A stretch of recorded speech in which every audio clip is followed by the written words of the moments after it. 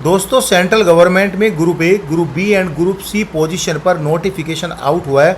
इस नोटिफिकेशन में जितनी भी वैकेंसीज है सभी परमानेंट वैकेंसीज है। इसमें ऑल इंडिया कैंडिडेट एलिजिबल हो गए अप्लाई करने के लिए। मिनिमम क्वालिफिकेशन ग्रेजुएशन है।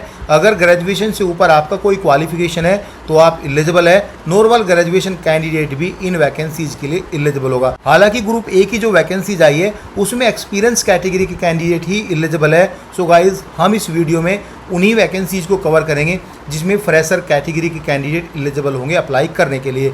जो वैकेंसीज आई है Indian institute of science education and research Pune की तरफ से नोटिफिकेशन आउट हुआ है। 21 अप्रैल 2026 को ये नोटिफिकेशन आउट हुआ है। लिखा है रेगुलर नॉन टीचिंग पोजीशन आई है, यानी परमानेंट पोजीशन पर यह नोटिफिकेशन आउट हुआ है। पोजीशन नंबर 1 ग्रुप ए की पोस्ट है। इसमें एक्सपीरियंस चाहिए 5 से 7 साल का, तो हम बात नहीं करेंगे। यहाँ पे नेक्स्ट पोजीशन नंबर 2 अगेन यहाँ पे एक्सपीरियंस चाहिए 5 से 7 साल का, इस पर हम बात नहीं करेंगे। नेक्स्ट जो वैकेंसीज है यह प्राइवेट सेक्रेटरी की वैकेंसीज है। इसमें एक वैकेंसीज आई है, ग्रुप बी की वैकेंसीज है। इस एक वैकेंसीज के लिए जर्नल PWBD कैंडिडेट ही एलिजिबल होंगे अप्लाई करने के लिए, बाकी कोई कैंडिडेट अप्लाई नहीं कर सकता। डायरेक्ट रिक्रूटमेंट बेसिस पर आप फॉर्म फिल कर सकते हैं। आपकी जो सैलरी रहेगी पे लेवल 7 की सैलरी रहेगी 90,000 के आसपास आपको सैलरी मिलेगी। ये तीनों कंडीशन आपको फुलफिल करनी है।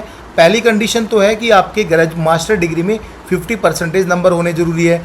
दूसरी कंडीशन ये है आपको कंप्यूटर की डिप्रेशन स्पीड यहाँ पे 60 वर्ड पर मिनट होनी जरूरी है। तीसरी कंडीशन ये है 1 ईयर का डिप्लोमा या कोई proficiency certificate in computer and office application में हो तो आप एलिजिबल होंगे अप्लाई करने के लिए।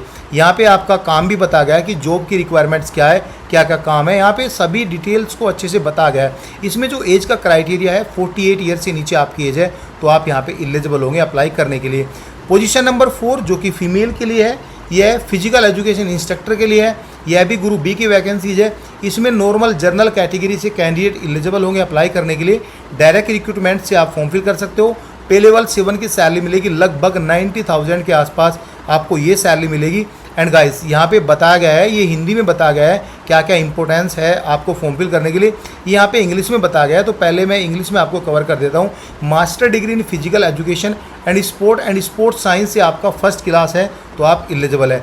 दूसरी कंडीशन में diploma in coaching from NIS से किया है या कोई इक्विवेलेंट किया है तो जब भी आप एलिजिबल है, यानी दोनों कंडीशन फुलफिल करनी जरूरी है। थर्ड कंडीशन भी फुलफिल करनी जरूरी है। हालांकि ये क्वालिफाई है, आपको जो भी UGC के रूल एंड रेगुलेशन है फिजिकल टेस्ट को लेके वो आपको क्वालिफाई करना पड़ेगा। थर्ड कंडीशन जो कि आपको जस्ट फिजिकली टेस्ट होगा थोड़ा बहुत, बाकी ऊपर की 2 कंडीशन जो कि डॉक्यूमेंटेड कंडीशन है ये आपको पूरी करनी होगी।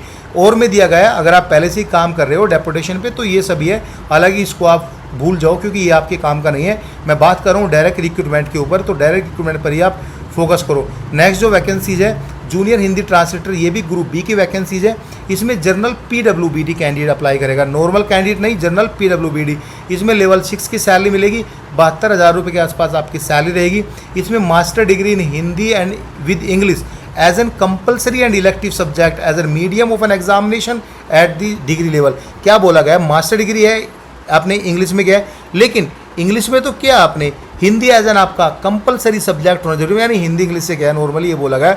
मीडियम आपका कुछ भी हो as per the examination degree level आपका रहेगा, तो ये रहे आपका। इसमें फ्रेशर कैंडिडेट एलिजिबल है। एक्सपीरियंस उनके लिए है जिस पोस्ट के लिए मैं बता रहा हूँ उन्हीं में फ्रेशर कैंडिडेट एलिजिबल है। एक्सपीरियंस अगर दिया गया है, कहीं आपको डाउट है तो कमेंट करके भी पूछ सकते हैं, या फिर वो एक्सपीरियंस उनके लिए जो पहले से ही किसी सेंट्रल गवर्नमेंट में काम करे। अगेन यहाँ पे ये सब डिटेल बताया गया है। अकाउंटेंट लेखपाल की वैकेंसीज आई है जो कि ग्रुप बी की वैकेंसीज है। OBC कैंडिडेट फॉर्म फिल कर सकता है, ओनली OBC कैंडिडेट। इसमें भी डायरेक्ट रिक्रूटमेंट फॉर्म फिल कर सकता है। पे लेवल 7 यानी 72,000 के आसपास सैलरी मिलेगी।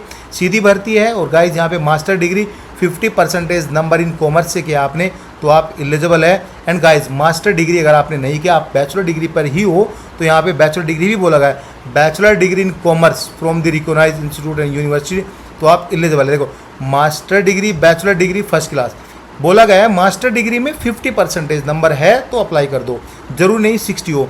अगर बैचलर आपने किया है, मास्टर डिग्री नहीं किया कंप्लीट, तो बैचलर में फर्स्ट क्लास की डिग्री होनी जरूरी है। एक्सपीरियंस आपके लिए नहीं है तो यहाँ पे नॉर्मली कैंडिडेट एलिजिबल होगा अप्लाई करने के लिए। एंड गाइस इसके लिए जो एज का क्राइटेरिया है 18 से 30 साल के बीच, यानी नॉर्मल 30 साल से नीचे आपकी एज होनी चाहिए। एज काउंट की जाएगी इन वैकेंसीज़ की लास्ट डेट से। जूनियर ऑफिस असिस्टेंट जो कि मल्टी स्किल है 2 वैकेंसीज आई है। इसमें दोनों वैकेंसीज ओबीसी कैटेगरी के लिए है, लेकिन उन ओबीसी कैटेगरी जो पीडब्ल्यूबीडी से बिलोंग करती है। इसमें भी लेवल 4 की सैलरी लगभग 53,000 के आसपास सैलरी। इसमें बैचलर डिग्री आपने किया है 50% नंबर के साथ with an excellent proficiency in office application like word, excel, PowerPoint, तो आप एलिजिबल होंगे अप्लाई करने के लिए। एक्सपीरियंस यहाँ पे आपके लिए नहीं, जॉब की रिक्वायरमेंट्स यहाँ पे बता गया है। ये यहाँ पे हिंदी में बता गया है, हम यहाँ पे सेम इंग्लिश में डिस्कस करेंगे क्या क्या लिखा क्या क्या नहीं लिखा। इसमें सिलेक्शन होने के लिए आपको एक एग्जाम देना पड़ेगा। जिन वैकेंसीज के लिए ट्रेड टेस्ट है उनको ट्रेड टेस्ट देना पड़ेगा।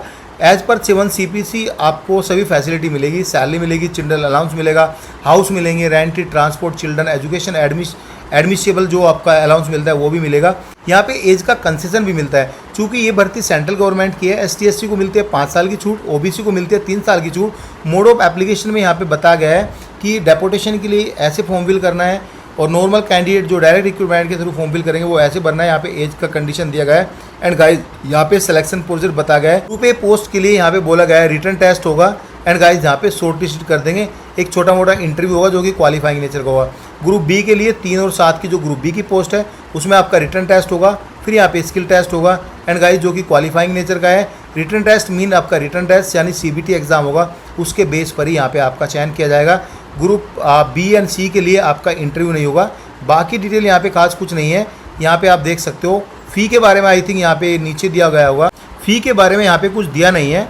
जब आप फॉर्म फिल करोगे तो इंटीमेशन आपको आ जाएगा फ़ी का, तो वो फ़ी पे करके आप ये फॉर्म फिल कर सकते हो। Thank you so much guys.